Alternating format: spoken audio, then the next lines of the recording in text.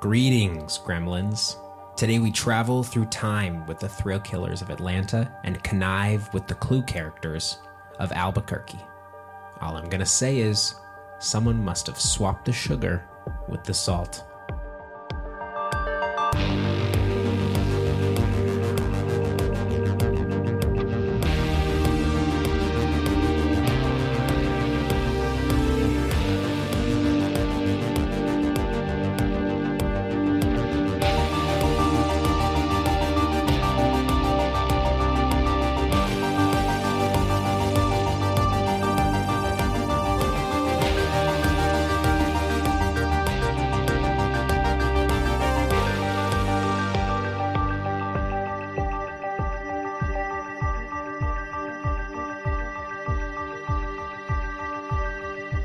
Also, welcome to ASMR with Blinking Kendra. It's ASMR. Yeah, you ruined it. Sorry about that. That's okay. Hi, everyone. Hi. Hi. Nice to see you again, Kendra. I forgot my line. What's your name? I'm Kendra. And I'm Blake. And this is Ghosts of the Gazette, where old news brings on new voices. We're forgotten and now come back to life. I really hate that voice. That's going to be pretty brutal It for hurts. for all the listeners out there. It is January 19th, episode 10. Episode 10, the big 1-0. We are now in double digits officially. Wow. I didn't... You don't have to do a speech. Okay. Today we are traveling to the year 1929, and we'll be talking about stories that take place in Albuquerque, New Mexico, as well as Atlanta, Georgia, and beyond. My story is far-reaching. That's cool. We'll also have some fun extras for you. I can't wait to do my extras. As always, they are a little extra and a little more extra. Trying out something new. It didn't hit. Didn't All right, hit. moving on. Go on. Tell your story already. Okay. I think I will now. I've been waiting for this one, actually, because I've seen it. I've seen it in the papers. It was big news in the papers. It was very big news in the paper. Sometimes this happens when we decide to both go back to a day. We search some key terms to try and find a story. Mm-hmm. We both see something and one of us has to claim it. Yeah. He kept saying, don't do George Harsh. Don't do George. Is it Don't harsh do or Harsh? Harsh. Harsh. And don't do the thrill killer. I'm giving My it all headline away. today comes from the Flint Daily Journal, a paper out of Flint, Michigan. It reads, and this is the one that we saw, thrill killer gets no thrill out of his trial. Thrill killer gets no thrill out of his trial. Copy. Yeah, it feels like to me like someone trying to be a little bit more clever. Like, Yeah, it thrill does. killer gets no thrill out of his trial. You see what I did there? Oh, they're going to love when I repeated the word thrill. Today's story trots all over the globe, but it begins in a drugstore in Atlanta, Georgia, where Willard Smith, a young pharmacist, was probably about to close up for the night. It's Tuesday, October 16th, 1928, approximately 11:30 p.m. I picture it. A slender young man casually enters the store and walks up to Willard. I think he had like a mask over his face, like a balaclava. Ugh. You're not baklava, though, right? Not baklava. No, he didn't have his face covered in baklava. Just wanted to make sure we're... just sticky and like Just want to make sure smelling that we're real clear good. here. So the slender young man with balaclava on walks right up to Willard. Tom Kirkpatrick, the other man working in the store, nods and greets the man. The man, matter-of-factly, informs him that he's going to rob the store. Willard, thinking the man was joking, casually grabs his own pistol and comes around the counter. Just joking. Yeah, just a couple of guys, oh yeah, sure, you're going to rob us. I have a gun. As Willard approached, the man barked some orders and then pulled out his gun. Willard then fired a shot back towards the man, and then the man fired back at him, and Willard fell to the floor. Oh, no. The robber then fired 2 shots at Tom and retreated, hopping in a car that was waiting outside and speeding off. Police were quick on this case. By the evening news the next day, they had already linked it to a previous drugstore holdup in the same area. The bullet casings fired by the man matched those fired at the other killing of another clerk named E.H. Meeks. Oh, rest in peace. And that was only about 10 days earlier. A few days later, Willard succumbed to his injuries and passed away, leaving behind his wife, Mary. Oh, Oh, Yeah. sad. Okay, Yeah, it this is sad. off to a sad She was start. I only guess 19. It is off to a sad start. It was the thrill killer. Anyways, Yes. go on. It'll go on to see like what his motivations were. Yeah. Through Willard's actions on that night, he actually helped police blow the case wide open. Remember that shot that Willard had fired? Turns out he actually hit the robber in the leg. Good. Detective John Lowe, super good at his job. He like went around to doctors in the area to see if anyone had gotten stitched up, and surprise, surprise, someone had gotten stitched up and given their information to the doctor. You have to do your own stitches if you're in this. Or you got to go situation. to a vet. Or You're go to a always vet. in the movies. You're Or always have going a to a guy vet. for that, you know? You got to have a guy for that. Yeah. This screams unprofessional, right? Like not a professional. Yeah. Someone who's just Should have like, had a oh, I backup should. plan. Oh, I got shot. I should go to the doctor. No. Detective Lowe then followed this to a house near Oglethorpe University, great name, a liberal arts college in Atlanta, where he found a pair of blood-stained trousers. Ruh-roh. And I found this part kind of weird. He just like walked into a house and found the trousers. Like the way they Yeah. laid out the Sometimes they give investigation weird was kind of details. strange. Yeah. The trousers had been dry cleaned the night before, so Lowe took the ID tag and brought it back to the cleaners. He is super good at his job. From where he got the name of the presumed killer. Nice. It was just like, and he did this in like a couple days kind of thing. He's Good just for like, him. well, I'll just go here Get and him. then he's going to get him. You gotta get him. He's going to get him. Get him. Enter George Harsh Jr., Yes. 18, slender, handsome, rich, Rich. and originally from Milwaukee, Wisconsin. Detective Lowe showed up at George's dorm room only a couple weeks after Willard Smith's murder, so he was pretty quick on Yeah. this. George did not resist, and when he was taken down to the station, he made a full confession. Okay, case closed. He had been the one, I know, pretty open as shut. All right. Thank you, Kendra. What is your story? He had been the one to kill Willard Smith and the previous clerk, E.H. Meeks, and his accomplice had driven the vehicle for him. Money was no motive for the murders, said all the newspapers. George Jr. had no previous criminal record either. Newspaper said whiskey had led to this participation in his holdups, firing him to be craving for some sort of thrill, which could not be gratified by ordinary means. Yeah, like I guess he was rich, he said, right? Like, Yeah, he was rich. He was So a just rich kid. Wanted alcohol. Okay, go on. George described himself as the son of a widowed mother. His father, George Sr., had been the owner of a massive shoe factory and had left a fortune to George and his mother. Sounds like Jumanji to me. Does it? The original Jumanji. Someone with a shoe factory? Yeah. His dad was a shoe factory man. Was he? In the original Jumanji. Yeah, with Robin Williams, you're saying. Yeah. I'm sorry, I don't remember that The as whole well. thing about like the shoe factory going down after he died, or they thought he died, but he didn't actually die. Spoiler alert. Right. Well, yeah, he comes back as Robin Williams and he's Yes. older. Yeah, his dad has a shoe factory. That is a detail that can only, that I bet is fully inspired by this story. Okay. Yeah. No, probably not. Probably not. Probably not. Most likely not. What year was this? Oh, yeah. 1929. Go on.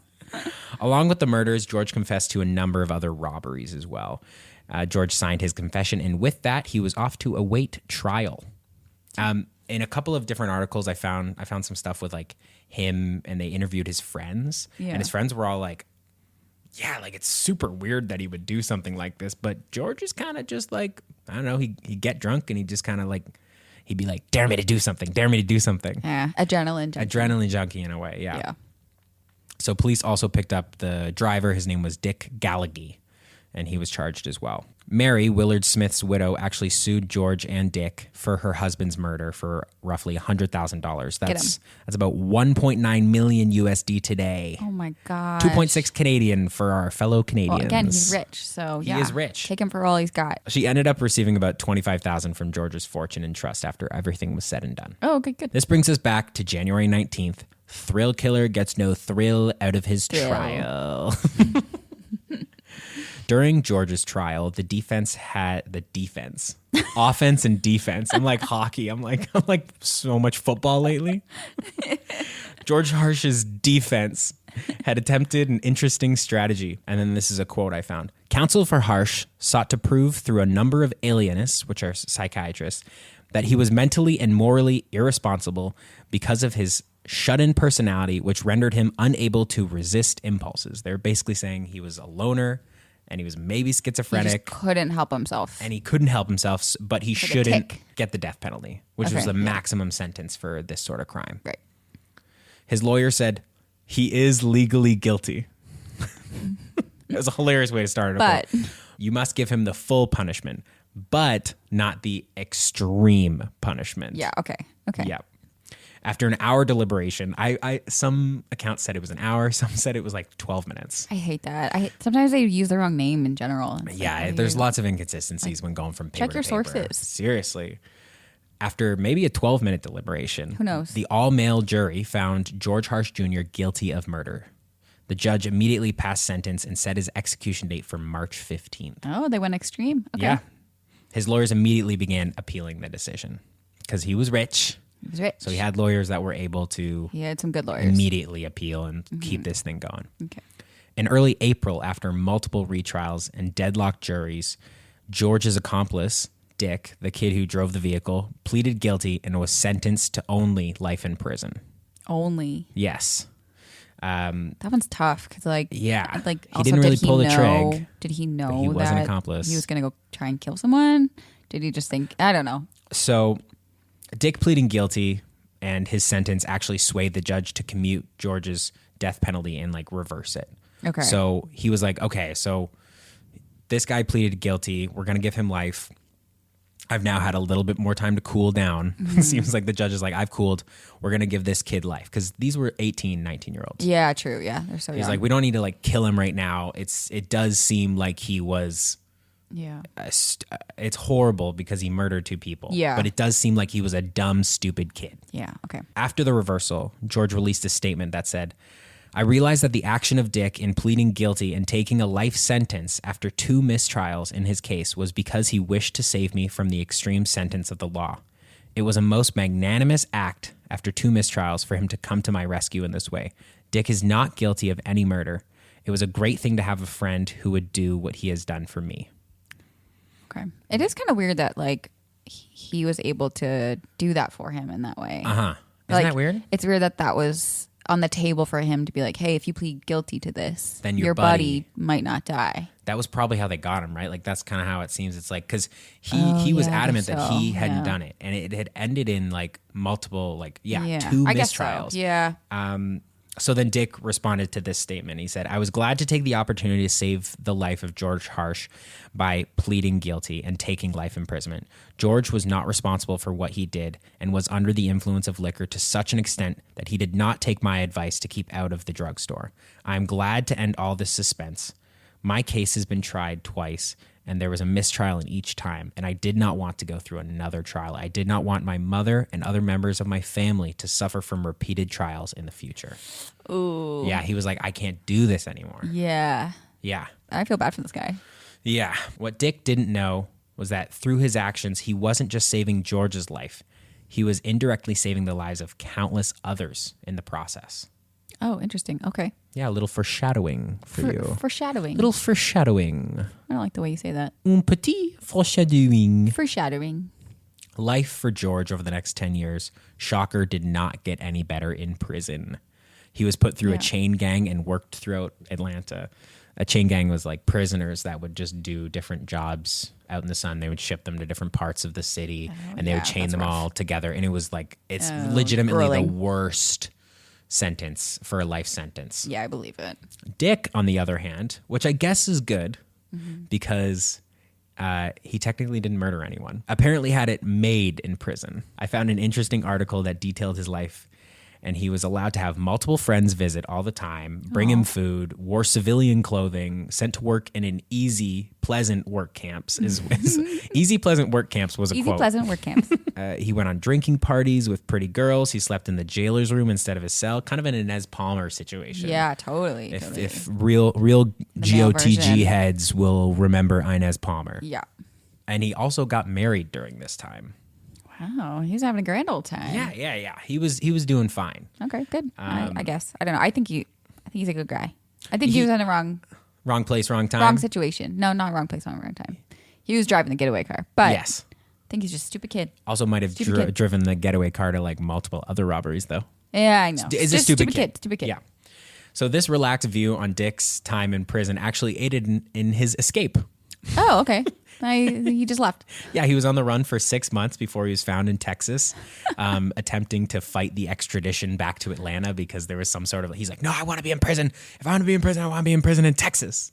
He's from Atlanta. He was very hesitant to go back to Atlanta. So I'm wondering, like, if he was he had problems with people in that prison, probably. Okay, all right. But the story is not about Dick. That's kind of where I'm loving this Dick story. I know, I'm loving this Dick story. I'm going to be perfectly honest with you. I need more of this Dick story. Anyway, it's now November 18th, and George Harsh is 30 years old. The headline I found reads, Socialite Slayer Granted Parole. Okay. Yep, George was granted parole and had his sentence commuted after serving only 12 years in prison. Okay. This always happens, yeah. So during his time in prison, he had been able to shadow the prison's doctor. He reportedly became exceptionally well-read and found every medical book he could get his hands on and just like was obsessed with medicine. Okay. He quickly worked his way up to being a hospital attendant at the prison. All of this led up to him performing an appendectomy to save the life of a fellow inmate. The inmate was in pain and the doctor was en route but got caught in an ice storm. And acting quickly, George performed the operation and saved the man's life. What's an appendectomy? It's basically a surgery to remove the appendix. Like what? Yeah. Yeah. Impressive. Okay. Yeah. There was a quote from like the doctor. I didn't write it down, but I remember reading it and it was something like, Jesus, George, you were like, yeah, I don't know if I'd want. Like, it's like you cut up an elephant or something like that, I think was like the thing. But he saved the guy's life. That's good. He did a shoddy job, but he saved the guy's life. Yeah. That's crazy. In addition to this, there was a rumor in some of the papers that 6 years prior, George had saved 70 black prisoners from a fire. When their quarters had caught fire, he had broken down the door, unchained them, and helped them get out of the burning building. Okay, so he's doing pretty good. He's doing stuff. Like he's doing good stuff. And a theme, not to like kind of skip ahead a little bit, but a theme is him trying to atone for what he did. Okay. Throughout this whole story. He's frequently just trying to be like, I feel like I need to put something positive back in the world. Yeah, it's a classic tale when kids get locked up really young. Yes. And their frontal lobe develops. Also, he had reportedly paid out $150,000 to families impacted by his actions. That's roughly $3.4 million today. Wow, yeah. Good. By all accounts, he was reformed. No one opposed his parole request at the 20-minute hearing. George was officially released on Thanksgiving Day and had a big dinner with his mother at home. Oh. Apparently, his hair was now white from his time in prison, which is crazy. He's 30. 30, yeah. Yeah, and like that's what... Some people... Yeah, so it happens for some people. It does. He said he had plans to complete his medical studies and become a physician. Dick, now Richard, because he's a little bit older now. Oh. I was like, wait, what? Duh. He's like, I'm not Dick anymore. This Richard. isn't the story of Dick. This is the story of Richard. He was also paroled, and that's the last I heard of him. Oh, okay. Wait, he was paroled? Like he got out? Yeah, he got out as well. Yes. Oh, okay. They both had their sentences. Only did like 12-ish years? Yeah, they were. The judge was basically like, well, I mean, the guy that actually killed the people is out. Yeah, duh. So you should probably be out. It Yeah, was the that makes one sense. time it feels where like the parole system and like the like getting people out of prison kind of worked in their favor. Yeah. But also these were two rich kids who had really good lawyers. That's true too. So they are constantly Money appealing. helps. Money helps a For lot. sure. After George was released, things did not go as he had anticipated. Struggling to get into school in Atlanta to complete those medical studies, George was reportedly approached by a crime syndicate offering him a job as an enforcer. So he had like kind of, everyone knew like George Harsh. Oh, he's the guy that Big killed name. him. I saw his name everywhere in my research. So he found himself considering the offer, and he was out of money and times were tough, and this would have been like the easy way out kind of thing. Instead of this, George decided to remove the temptation altogether and move out of the country. Cut to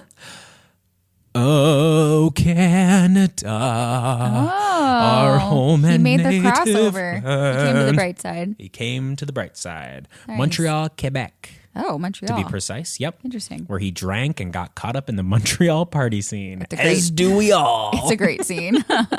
I'll say it. It's a great scene. So one day he decided to, and this is a quote from him, prove to my own satisfaction that I really belonged in this world as a full member of society that had once expelled me. I was trying to counterbalance my entire past. I was a man trying to prove something. Wow, deep. He decided to enroll in the Royal Canadian Air Force. And about 10 months later, he became a lieutenant and was deployed to England in 1942. So we are going beyond We are going beyond. We are going to Europe. Europe. He was to take part in bombing raids over Nazi Germany. Oh, wow. He was a gunner, which is crazy. This guy's life is crazy. I know, and that's the thing. I was just like, how does this keep goes going? on Because and I just on. started with being like, oh yeah, thrill killer. This should be a good little hit. Easy little story. And I'm like, now he's in Nazi Germany? What are we doing here? This guy was just in prison. So it's now 1944. George has been flying missions for 2 years. He was a tail gunner, as I mentioned before, and offered to take place of another man on a late night run over Germany. That's always how it is. They always offer to take the place of someone, and then Yeah. something happens. Yeah, of course. While in enemy airspace, his plane was hit, and he had to bail over Cologne, Germany. He was captured and taken as a prisoner of war. Oh, my goodness. Yeah, out of one prison and into another. Absolutely insane. Totally different Not kind. crazy. Different type of prison. Yeah. So George was transferred to a camp called the Stalag Luft 2, a notorious prison camp in Poland. That just is the Stalag Luft 3. 3. Eins, Feins, zwei. That's 1, 2, 3 for all you pedestrians out there who don't know how to count to 3 in German. Everyone should know. Everyone should know. So as soon as he arrived, he was alerted by the other prisoners that they were building drei Dry. separate tunnels with which to escape. Even though he felt they were stupid to do this, they're going to do a breakout. He joined the effort and agreed to take charge of security. Okay. Just be a lookout, man. Yeah. This escape effort would go down in history, Kendra. Crazy. This escape went on to be immortalized in the 1963 movie The Great Escape, starring Steve McQueen. Well, we'll have to watch it, I guess. Isn't that crazy, though? That's crazy. It's a very famous film. That's nuts. The character of Sandy McDonald, played by Gordon Jackson, was actually based on George Harsh. This guy's wild? life is ridiculous. That's what I was like, at this point in my research, I was just kind of like, what the heck? How does it get crazier? Does it get crazier? I would We'll say see, it just but continues. It just, his just life goes. just continues. So George was in charge of security. This basically entailed him keeping a lookout for patrols that would do random checks. Like I said, there were men constructing 3 separate tunnels. Their rationale was if guards discovered one tunnel, they may assume That's there was a fair. second tunnel. But and not they the might third. find that, but they wouldn't be like, they're not building 3 tunnels. What is it? Dry. They are not building Dry dry tunnels. George played his role to perfection, helping maintain the alert system and concealing the entrances to the tunnel. Wally Floody, fun name, Canadian, one of the heads of the operation, played by Charles Bronson in the film, said to George, "You're probably the only man in the world who got a job because he was an ex-convict." That is very true. Yeah. A few weeks before the eventual break, George and a few other inmates were actually, including Wally, were transferred out of the camp under suspicion of planning an escape. Okay. Yeah. Okay.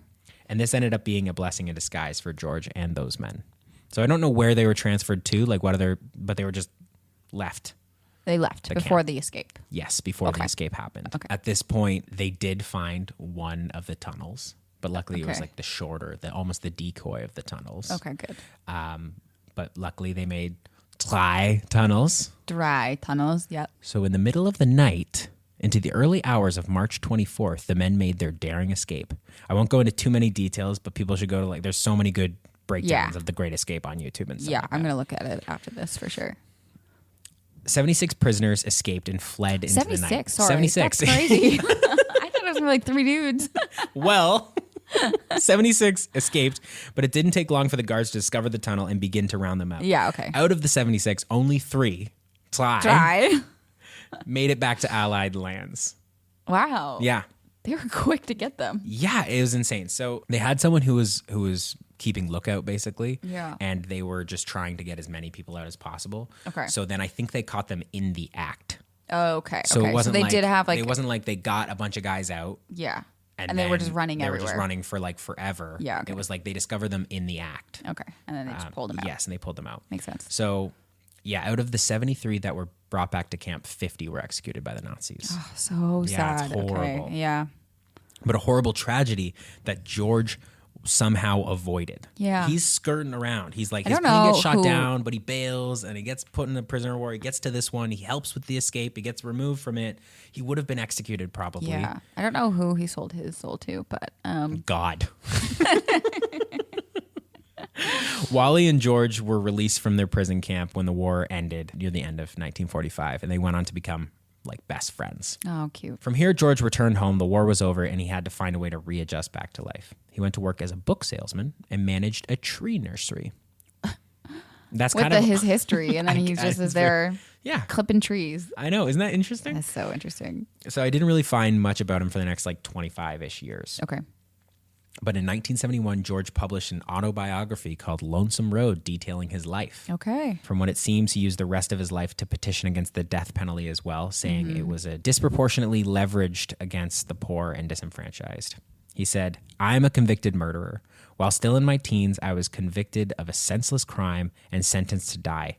This sentence would have been carried out had I not come from a white, wealthy, influential family. With sufficient money, a capital case can be kept in courts until the defendant dies of old age." So he was very much always talking about like, hey, it's not this easy to get out of prison. Yeah. Like for Yeah. killing someone. Totally. Yeah. In the mid-1970s, George suffered a stroke and went to live with Wally and his family in Kingston, Ontario. Oh, interesting. On January 25th, 1980, George Harsh, author, war hero, nursery manager, bookstore employee, and convicted murderer, died in Sunnybrook Hospital surrounded by friends. His death was reported in hundreds of papers where he was both hailed as a war hero and a convicted murderer. So interesting. Yeah. Isn't that like, crazy? Just like the contrast. It's such a of his juxtaposition life. of things. Like Totally. It's weird. it was added into everything. So Yeah. like there literally were hundreds of obituaries, and they all Yeah. were like, he's a war hero, helped with the Great Escape, like he did this thing, he's an author. But also he did this murdered murdering a couple thing. people. So Yeah, that's bad. Yeah. It's weird because, like, yeah, I'm like rooting for him, but yeah, I mean, he killed 2 people, yes, and after trying to rob them. yeah, he was someone that like championed the rights of the less fortunate as well, and Yeah, helped save that is like great, a ton yeah. of lives. And He turned it around. I really felt from my research that he felt horrible about what he did when he was Yeah, it 18 seemed like years it. old, and spent the rest of his life trying to make up for it. But isn't that Crazy. crazy? You go from being in prison in To doing Atlanta all- to helping with the Great Escape. It was just a crazy story, That's an insane story. and that's my story. Oh my gosh. I'm glad I didn't take that one. That was a lot of research. It was a lot. It was quite a bit of research. I mean, mine's pretty big too. Mine's pretty juicy as well. I But can't wait. We should get into it. okay, Blake. So I found my story reported in the Chattanooga News. Chattanooga. Chattanooga News. Chattanooga News. Which is really fun to say. That is fun. This is the story of the Twilight Sleep murder, not to be confused with Twilight, when Bella would randomly fall asleep and Edward would just watch her and be really creepy. And are you gonna bite her or what? Okay, good. Because for a second there, I thought Stephanie Meyer was plagiarizing this story that you found, and you're like, "Is nobody talking about this?" It's like your Jack the Ripper story where you're like, Yeah. "Why is no one talking about?" Why is no one talking about this? An investigation at the Albuquerque, New Mexico girls' welfare home was opened after the death of an 18-year-old girl named Helen Haskew from Portales, New Mexico, after she was injected with what they called Twilight Sleep. You might be asking, what is Twilight Sleep? Is Twilight The Sleep? heckin' is Twilight What the Sleep. heckin'? Twilight Sleep was a mixture of morphine and scopolamine. And we all know what morphine is because yum yum. But scopolamine, Casually saying yum yum to Yum, yum. morphine. Yum yum. scopolamine is a medication used to treat nausea and vomiting caused by motion sickness and is mostly used post-op after surgeries and can lead to drowsiness, dry mouth, and dizziness. Whoa. It's kind of funny that it can cause dizziness if you're vomiting from motion sickness. Anyways. I mean, that would make anyone dizzy if you're just vomiting from motion Yeah, it's sickness. supposed to help that. Oh. Anyways. Helen. I'm like, yeah, you'd be dizzy if you were vomiting from being spun around. Oh, it's a side effect. Anyways, Helen had died Sunday afternoon, January the 13th, in her solitary confinement cell that she was put in following an escape from the welfare home that herself and 5 other girls had done the previous Thursday evening January 10th. The girls had slipped out somehow, taking off to Bernalillo, New Mexico, which was about a 20-minute drive or a 6-hour walk. I'm not sure what they did, but maybe they got a ride from somebody. Potentially. However, they were quickly located and picked up the next day, Friday, and taken back to the home. So they left Thursday, picked up Friday, back into their home, put into solitary confinement cells. Okay. Faye Graves, one of the girls that fled with Helen, and the other girls, also remember her name, Faye Graves. Faye Graves, remember her name, Faye Graves. She said that when they arrived back, all 6 girls were placed in solitary confinement and had been given a diet of 3 pieces of bread per day and water. So what was this?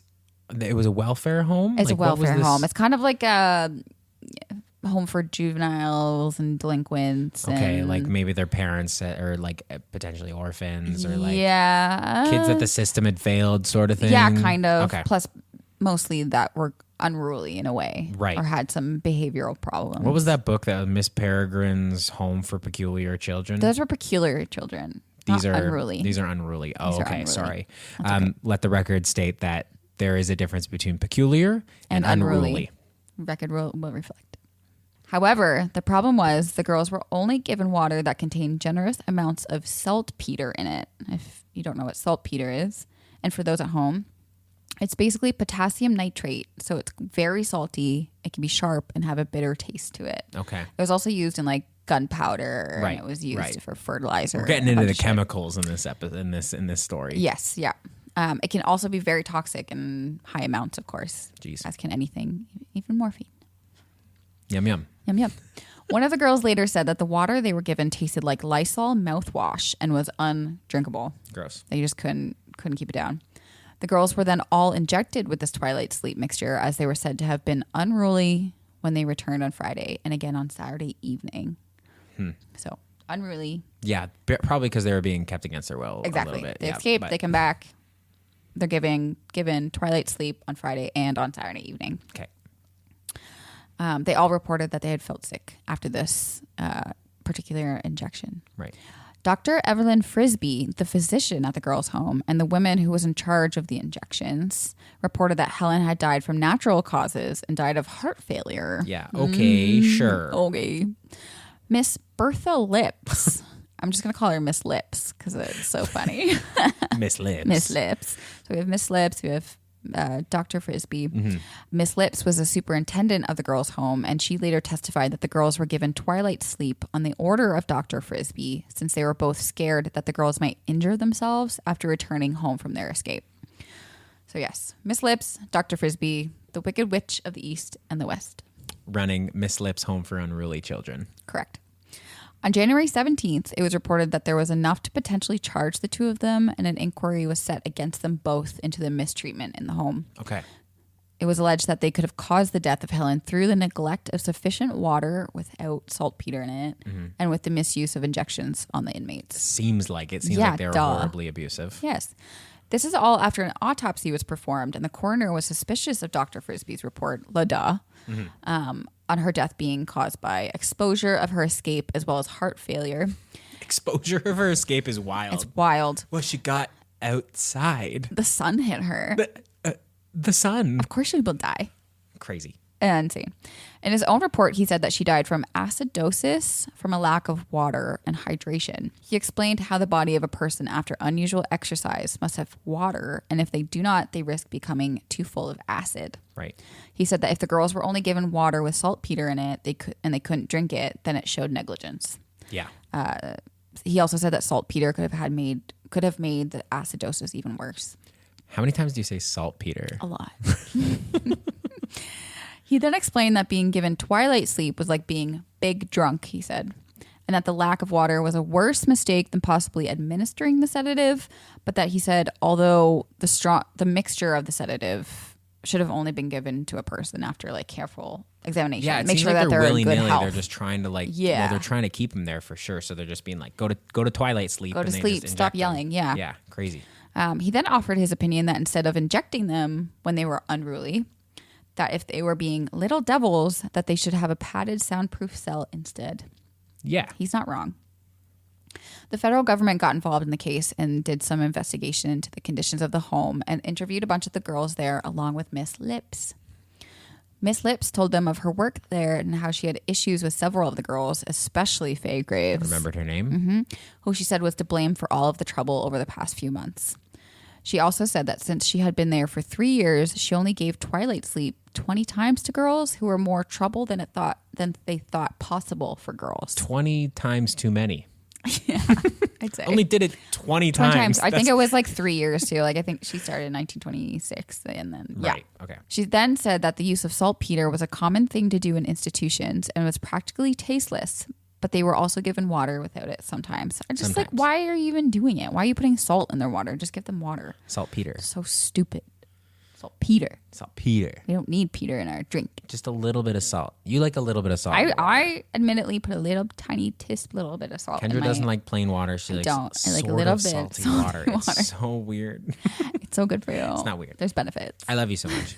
One of the girls there said that she heard the girls praying for water in their cells at one point. Jesus Christ. Another said how she heard Helen say through her cell door that she would behave if they gave her water that was fit to drink. Oh, that's so sad. So sad. Another girl who was also part of the escape told him that she had been given Twilight Sleep before, but that the dose that she was given on Saturday night had more effect on her, and her leg had been sore and numb from the hip down ever since. Whoa, this Twilight Sleep sounds horrible. I don't know. Maybe they got the mixture wrong too. Like I don't know. It does seem like they're kind of freeballing. Yep. Faye Graves admitted to police that she had been given 8 injections before all of this, but this was the first time they were on a diet of bread and water at the same time. She did admit, though, that they did deserve some sort of punishment after the escape. But, not to this extent. No. Whatsoever. No. It's crazy. And you don't. I don't know. All of the girls they talked to said that the 2 staff in question referred to them as criminals, dumb Doras. Dumb Doras is crazy. It's kind of funny.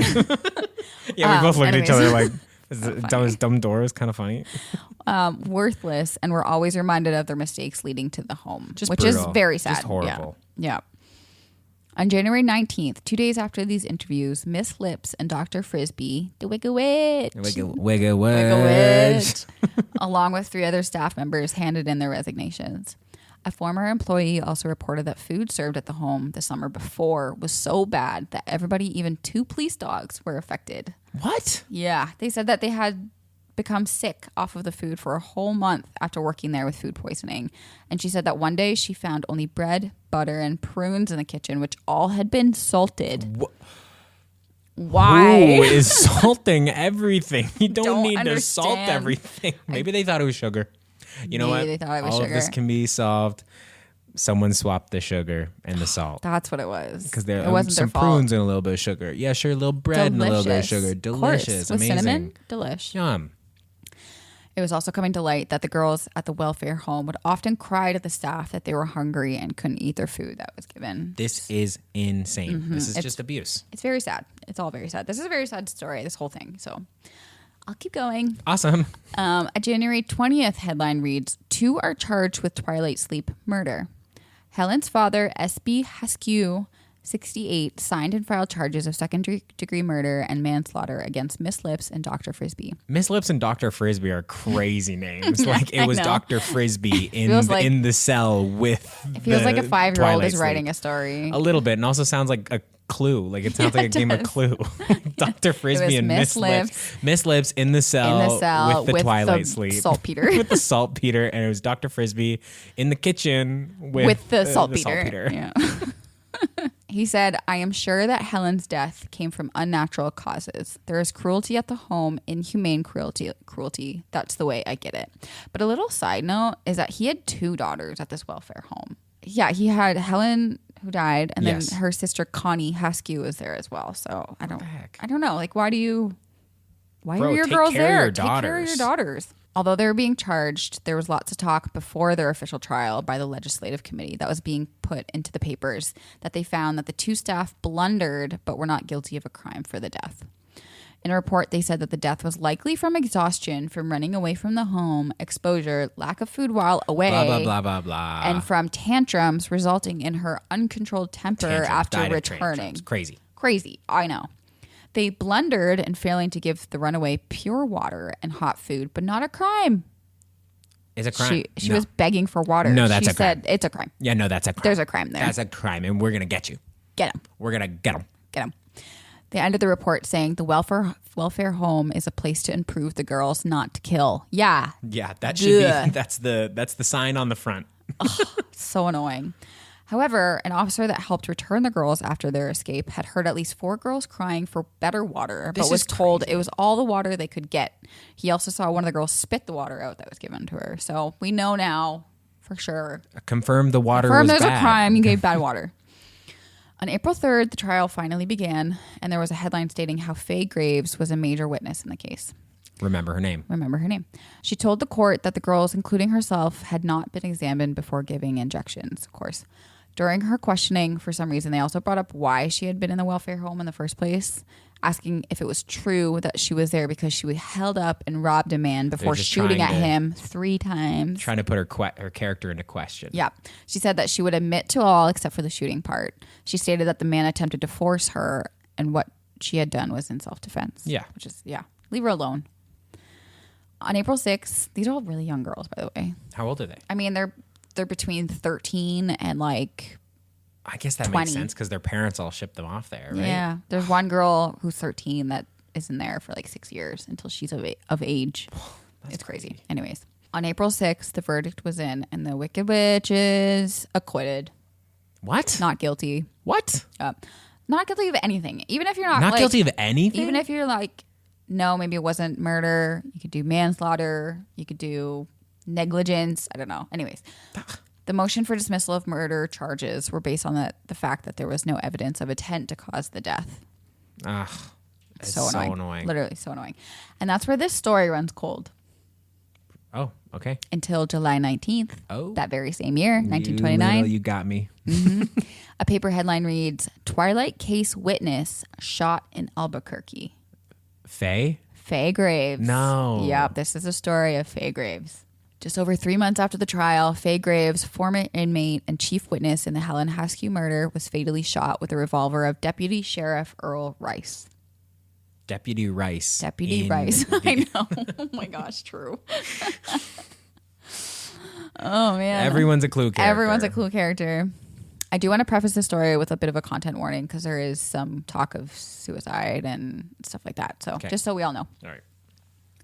When Sheriff Rice was asked about what had happened, he said that he had taken her and 2 others on a ride after a dance, and that after he dropped off the other 2, he took Faye Graves home. What? He said they sat in the front of the car for a moment, just having a normal conversation when she had asked him to sit in the back seat with her. He said she was the first to climb back and that he followed her. At one point in the conversation, he had tilted his head back in a tired position, and he was startled when he looked back and she had the gun basically to her chest, and she fired off the shot. Nope. I smell bullshit. Of course. Immediately. Who does that and shoots himself in the chest? That's like literally every Netflix crime show is like, and then they kill themselves, but then Yeah. it wasn't. Yeah, I know. It's Crazy. ridiculous. The bullet had entered just above the heart and out the back, and she was dead basically instantly. Yeah. The district attorney said he was confident that was true, that the girl killed herself, but ordered fingerprints from the revolver and an inquest was held. There was one theory floating around that perhaps she took her life because she was pregnant, but the autopsy soon showed that she was not pregnant. However, the inquiry into her death was coming up short when they were looking for a motive for her to kill herself at that moment. I won't get into all the details, but there were later a lot of inconsistencies in the story, which is you can already tell right away. It's like you set the stage, Yeah. you set the story, Yeah. and you kind of immediately know Yeah. what really went down. Totally. As for the inconsistencies, I can say that word. It included whether or not he was at the dance with them that night, although he claimed he did not dance. I don't dance because I can, got no chance. Well, I ain't dancing. High School Musical 2, shout out. Shut up. Including, it was also included where the gun actually went off. One of the men that was with him that night, which was another police officer, sketch, later admitted that he was there when the shot went off when he was getting dropped off by Rice. He said as he and Sheriff Rice were standing outside of the car while she had grabbed the gun and shot herself inside of the car. But not wanting to be a part of it, he told Sheriff Rice to drive her to her home and act like it happened there instead, as he was a married man. It's such BS. It's so stupid. One of the girls who was at the dance with Faye that night, Rosa, only 17, stated that on many occasions, Rice and his companion had tried to induce her to go riding with them and Faye Graves. Yeah, this tracks so hard. Yeah, Everything it's so you're about gross. to tell me, I'm like, yes. Yeah. There were also reports in preliminary hearings before the trial in September on Sheriff Rice denying that he ever had a fight with Faye Graves or ever objected to her romance with another former deputy, Pete Chavez, or any other man. He also denied sending an Easter greeting to her house, which bore his name along with a love letter to her.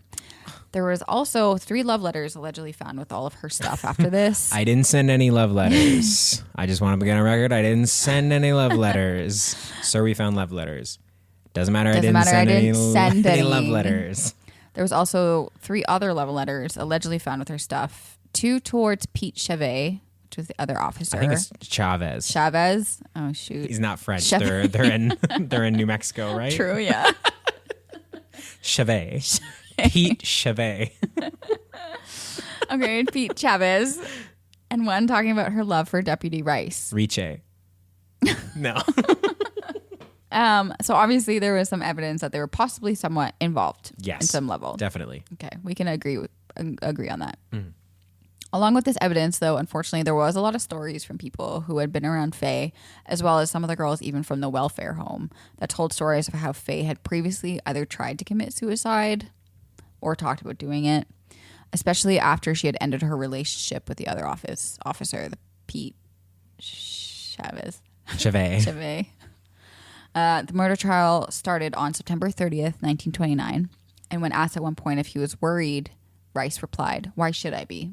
Ugh, this guy's a hate loser. During his statements, too, he tended to talk so low that no one could hear him, which is also just an annoying thing I want to put in there. There were a lot of speculation and opinions differed on whether it could be possible for the bullet to strike the top of the car seat as it had, and if the girl had been seated when firing the gun herself. So there's a lot of... Yeah. It's very sketch. But by October 1st, Rice had been acquitted of his murder charge. Brutal. Yep. This is a story of no justice being served. Nope. The judge said that there was not enough evidence and ordered the jury to bring in a verdict to reflect that. What? You can just do that? You can just be like, listen, guys. Hey, guys, there's not much. I mean... So deliberate, but I'm not going to accept it if you say anything else. Your verdict else. should reflect what I think. All right. Yeah, you can't really do that. The alleged previous attempts by Faye on her life, which we don't even know for sure. It's just a lot of people talking. Also, she was young and she was being held captive. And she was in a really bad mistreated. Deprived of water. Yeah. Unfortunately, that really was kind of what was held against her. It was a sticking point. Yeah, which is really sad. As the verdict was announced in the courtroom, people rushed over to him and congratulated him as he was shaking hands with everyone around him and smiling, which makes me boil. It makes me boil. What an excellent story you have brought. And that is my rage bait story for you today, goodness. Blake. You're welcome. 2 girls who were sadly failed by the system or the people that were supposed to help them. And also, there was no photos of these girls, which really sucked. I would have liked to put their photos out there, but that's horrible. Horrible. Wow. I'm sorry. Wow, that's a crazy story. That's really sad. I know. Sorry for making everyone sad.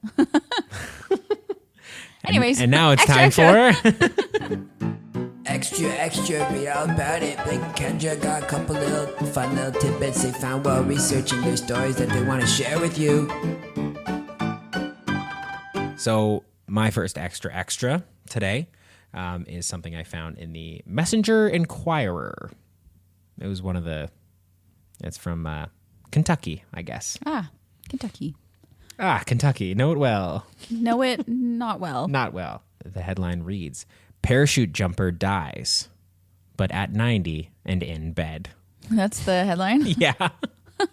Okay, through this whole little section, there's a couple little like you can tell the person that was writing these little columns had a little bit of humor to them. Yeah, okay. Danesville, New York, November 23rd. When Martin A. Allen first began making parachute jumps, his friends told him he was crazy, that he'd break his neck in no time. Well, Allen is dead. They were having fun. Yeah, it's crazy. He died at his home here at the age of 90, last of the Flying Allens, a famous aerial team of 3 brothers. He made his first parachute jump from a balloon 2,500 feet above Dansville in 1877. In 1924, he made his last parachute jump on his 75th birthday and then heeded the advice of those who warned him 47 years earlier and gave it up. Wow. Yeah.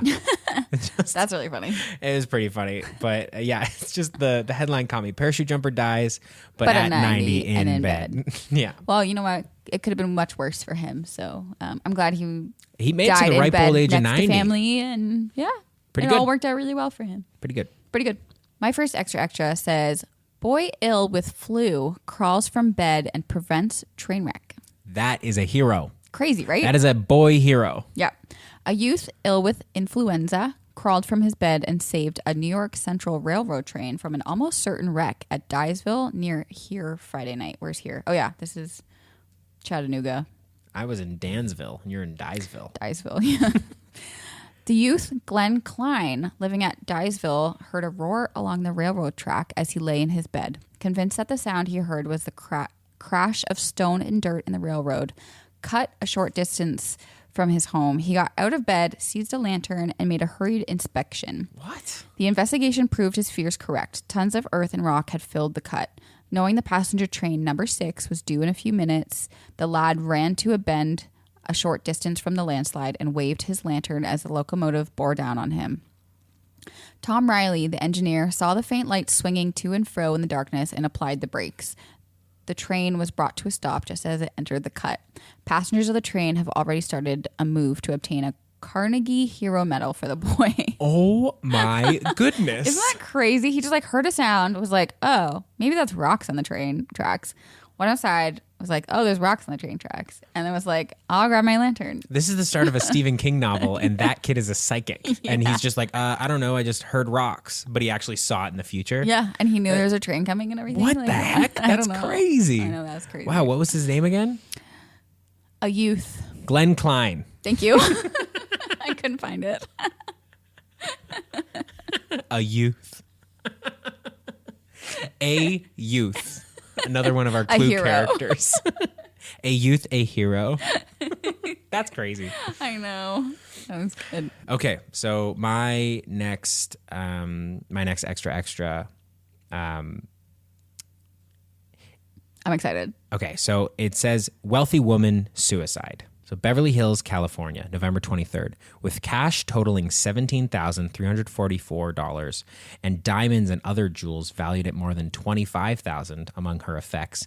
Mrs. Inez Black, 65, who registered from Chicago, was found dead in a Beverly Hills hotel. On a coffee table beside a glass containing poison was a note reading, "This is a suicide. I have taken poison because I am tired of living. No further investigation is necessary. I wish to be cremated with my ashes scattered to the winds. Signed, Inez Black." No further investigation is necessary. Investigation necessary. Murder? The money found in Mrs. Black's baggage consisted of 16 $1,000 bills and the balance of $17,344 and 150 bills, according to the deputy sheriff. So it was all of her money. But yeah, it's a little weird. It's a weird bit of note. A weird one, yeah. This is no a suicide. further I have investigations taken poison needed. because I am tired of living. No further investigation is necessary. I wish to be cremated. Also, get rid of the body. Like, yeah, isn't that crazy? This is interesting. how a stupid murderer would write a suicide note. Suicide note. And this would get picked apart. We're not calling her stupid. She wasn't a murderer. If she did do it, If she was murdered, if a murderer did do this, that's a pretty brutal. Yeah. This would get picked apart on the internet today. It would. So fast. Totally, This would yeah. be the subject of 10 Netflix documentary series. Yeah, that's true. Interesting. Well, on a lighter note, cigarette lighter that wouldn't work tried out in court. On a lighter note. Pretty good. Wow, Pretty good. we're so good on it today. On it. It had to come, and as well now as later, a lawsuit over a cigarette lighter that wouldn't light. The inevitability. I know. Per Opsal sued in Consolation Court yesterday, seeking to learn what the law had to say about his paying $3.50 for a non-lighting lighter. The mechanism worked fine in the store, Opsals testified, but when before friends he gave it a confident man about town flip, it wouldn't flicker. Refund plaintiff his money, the court ordered. Nowadays, you just go in with the receipt and say it's not working anymore. Yeah, or you just go like, I'll just go buy a new lighter. So the only reason he's taking this to court is because it made him feel uncool in front of his Totally. friends. When before friends he gave it a confident man about town flip, it wouldn't flicker.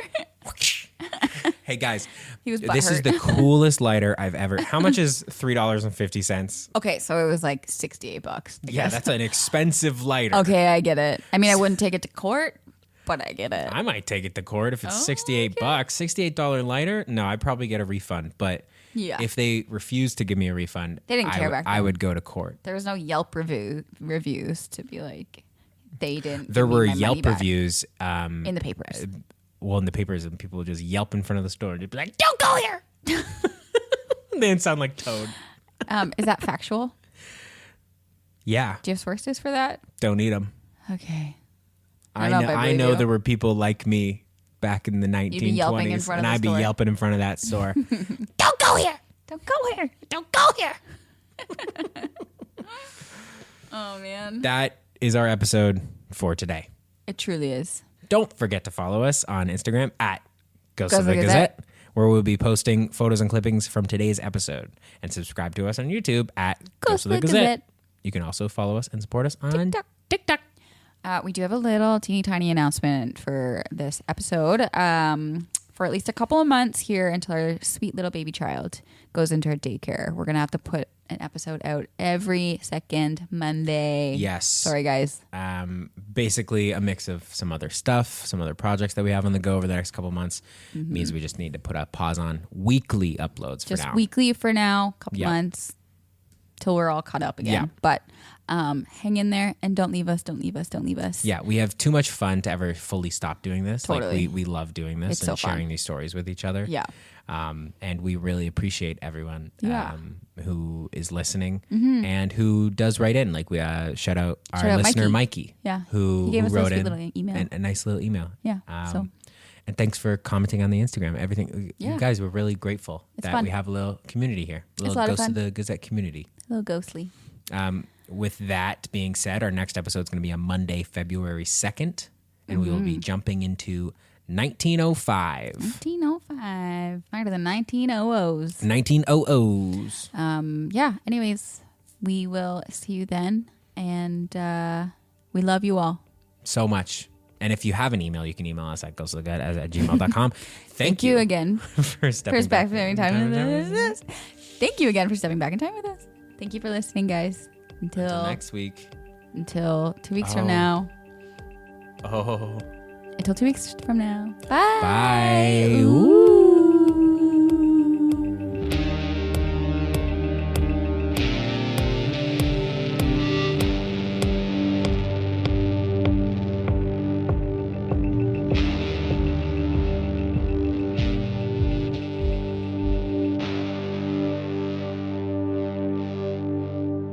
Ghost of the Gazette is written, produced, and haunted by Blake Garbe and Kendra Clark. Original theme by Kelly Steinhoff.